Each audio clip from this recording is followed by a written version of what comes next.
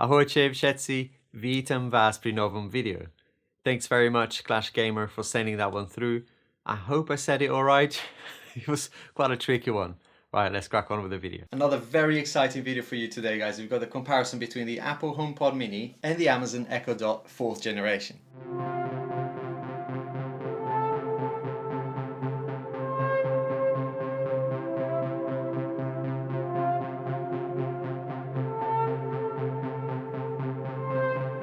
I'm just going to start by saying I hate Siri. Yes, it's in 1 billion devices in the world, but I'm pretty sure I'm not alone. It doesn't mean I love. Our relationship is complicated. So purchasing this device, I went against every muscle in my body. But in order to provide you with a balanced review between these two products, I thought I'd try and use it. And use it I did. Let's start with the design. It's a lovely design. Unlike the most recent launches, their design is really nice. This mesh is very appealing. You can actually press it. I'm pretty sure you're not meant to, but it gives you an idea that it's not hard plastic, which probably does something to the sound quality. Other speakers do have this too, this sort of mesh design, so it's not that original, but it's really nice. It's so nice, in fact, that I've used in lots of my thumbnails, even when it wasn't actually plugged into anything. It's just a very pretty device. The Echo Dot is a much simpler with no touch controls. Instead, it has this mute, action and volume controls on the top. There's a version on this with a digital clock, which is quite nice too. The Echo Dot does have an advantage that it comes with a 3.5mm jack port so that you can hook it up to an external bigger speaker if you have to, or speakers. A little footnote here, the comparison isn't very fair today because this is only similar in size. In terms of specs, for this to be a fair test, I'd have to test the bigger brother of the Dot, which I don't own, so I'm not really comparing apples to apples here. Having said that, the Echo Dot does pack a punch, considering its inferior specs, especially in a smaller room. You know, on a deal like I got this for 40 bucks, it's a no-brainer really. For most people, it'll be fine in a small room. Let's talk about the controls a little bit. The advantage here on the HomePod Mini against the other devices is that the taps emulate the same taps that you have on the AirPods. Tap to pause, double tap to skip, triple tap to rewind, and the usual volume controls on the side. Didn't think much of it at the start, but then I realized it's quite nice not having to speak all the time. You don't have to think, for example, what shall I play now? You know, one tap will continue to play wherever you left off last time without having to say anything, although saying continue will behave exactly the same way as on the Amazon Echo. So yes, I just enjoyed having that option to simply tapping without having to think at all, which means a little bit less disruption when you're working on something or trying to focus. Tell me a joke. What do you call a deer with no eyes? I don't know. No idea.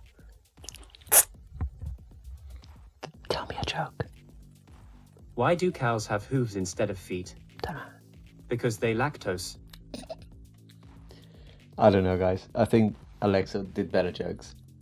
Plus, she can whisper. Let's talk about music services here, specifically HomePod Mini and Apple Music. I think it will eventually get there, but for me, Spotify had almost 15 years of learning what I like, shaping my listening so that, you know, when they recommend stuff to me, it's bang on accurate. Apple Music isn't really doing that just yet. I mean, you can still say things like I like or I don't like this one, and Siri will, remember that and hopefully improve the recommendations. But it's like any AI, Spotify's AI has just much more data and therefore is able to recommend better suited songs for me. If you've used Apple Music for a long time, then maybe that's going to be better for you, but for me, it isn't quite there yet. What about sound quality? I'll leave some specs at the end with the timestamp here for you guys, but I'll try and keep it real as always. Play Bird Flex by Bonkers Beat Club. Bird Flex by Bonkers Beat Club from Alex's Spotify. Okay.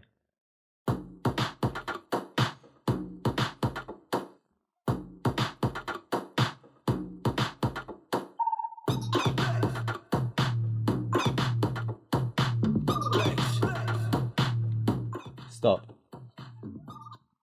Play Bird Flex by Bonkers Beat Club. Here's Bird Flex by Bonkers Beat Club.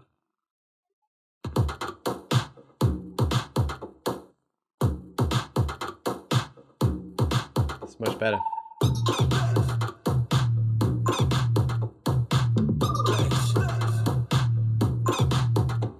Not going to beat around the bushes here, guys. The HomePod Mini destroys the Echo Dot. It's just a much richer, much more kind of room feeling sound than the Echo Dot. The comparison here, as I said, isn't fair because the Dot is only similar in size. The specs are different, so we're not going to go there for the moment.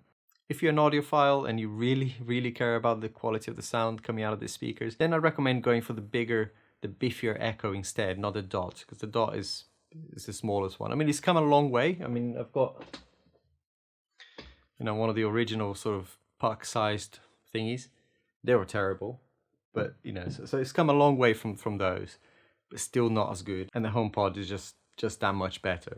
The beauty here with the Amazon speakers in general is that, you know, you can pair them up to make it, you know, stereo or even surround sound if you want to, even if they're not on the same model or the same gen, you know. So Tim, come on, take note. You just can't do that with the HomePod Mini or the bigger HomePods. They have to be on the same model, so you can't pair them up. You can't mix and match, basically. Let's talk about privacy for a little bit. Siri isn't really using my data like Amazon is in order to sell me more stuff. I don't really mind it, to be honest with you, but some people might find it quite intrusive sometimes, especially on the Amazon devices. Remember, their target is to sell you more stuff, and every single Amazon device you got has one main purpose, which is to delight customers. No, it's not. It's to sell you more stuff. I don't find it that much of a problem, but some people might find it quite creepy that, you know, you're talking about something and all of a sudden, without much effort, something turns up in your shopping cart. Talking about versatility now, the main feature on the HomePod Mini for me, which frankly is a game changer, is the ability to add any song to your music library via the iPhone or iPad or even your PC, and then ask Siri to play those songs, even, you know, if it's an individual song or via a playlist in your library. I appreciate this could be a very niche use case, but for music composers out there or other creators, or maybe you have a band or your own recordings of some sort that you'd like to play back without having to use a computer, now you can do that. You know, you just add it to your library, and then you can just find that song in the way that you recorded it, in the way that you called it, in the way that you named it, by asking Siri to play it. You can't do that on Echo devices.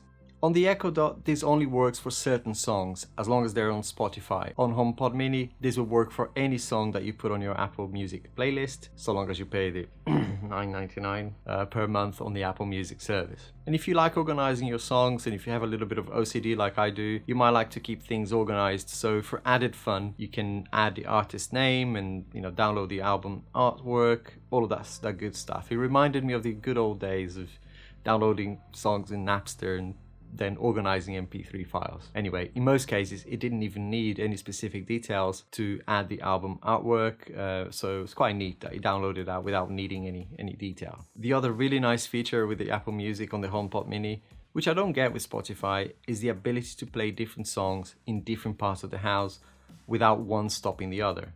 I use Sonos at home, connected to Spotify, and sometimes I like to play songs in my office here, but you know, if my wife or my son are using Spotify in another room, it will stop their music to play mine here. And you know, even with Spotify Premium, that really pisses me off. What about integration with Sonos?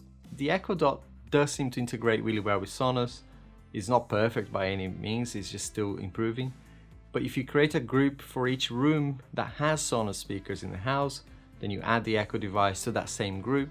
So when you ask it to play music, it will use the Sonos speakers instead of the tiny speakers on this. This is really nice, especially if your Sonos device doesn't have Alexa built in. But when it comes to the Apple ecosystem, of course, you know, I have to mention it. You know, it's something that Amazon just can't do. It's a nice experience when you are listening to something on your iPad or your iPhone or AirPods, and when you get close to the speaker, there's that nice handover, almost seamless, between the devices, and that's really nice. You know, it's a user experience that Apple nailed it, I think. What about the negatives? Like any product, there are things that I like and things that I don't. So I'll share that with you because it might be useful for you. Having no Spotify or other services, you know, it is a pain. They have announced some obscure third-party services, but let's face it, Spotify is what people want, or is what I want, and I think most people would prefer to have that freedom as well. This is when, as a consumer, you're a bit limited at the moment. Most mainstream songs will be available on Apple Music, sure. I would much prefer to have the freedom to choose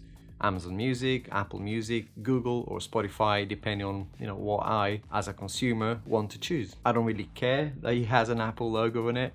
I bought a smart speaker, and frankly, it's not doing the job of a smart speaker if I can't connect to multiple music services. Let me know in the comments what you think. Am I being too harsh here on this, or is this to be expected when you buy such a device from Apple? There is a workaround that will work on Macs, for example. It's not pretty and it kind of removes the voice aspect.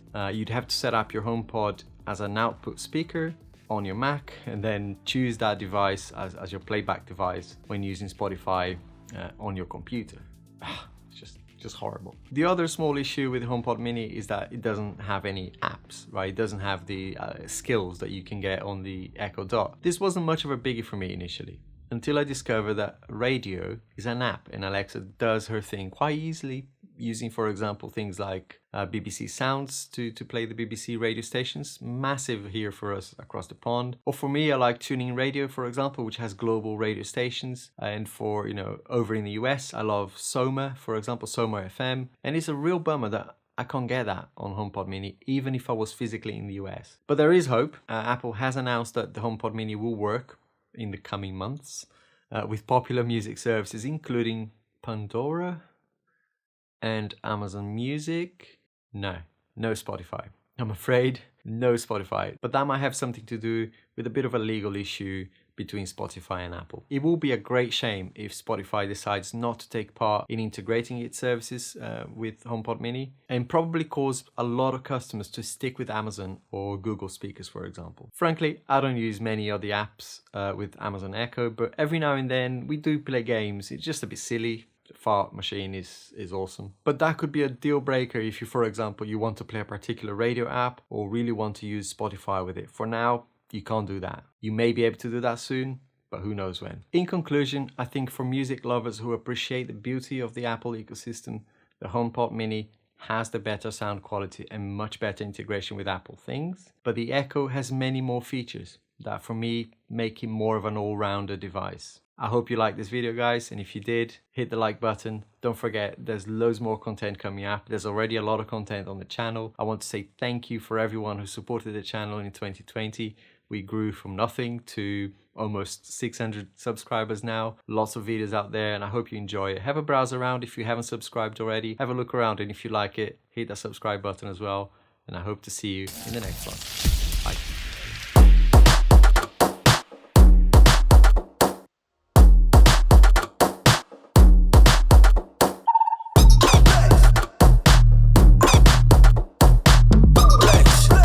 Funny story, my son used to call it Spotty Pipe, which I should trademark, I think.